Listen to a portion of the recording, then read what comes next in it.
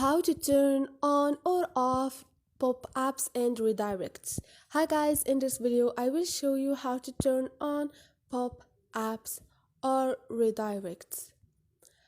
It's so easy and quick, so let's start. First thing, go to your Google Chrome. Now click on those 3 points up there and click on settings. Scroll down and click on site settings. Now you have pop-ups and redirects. Click on it, and like you see, I already turned off this option and I block sites from showing pop-ups and redirects on my phone.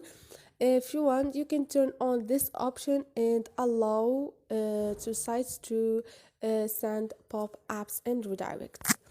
And this is it guys. Hope this video was helpful to you, and if you like the video, don't forget to subscribe and like.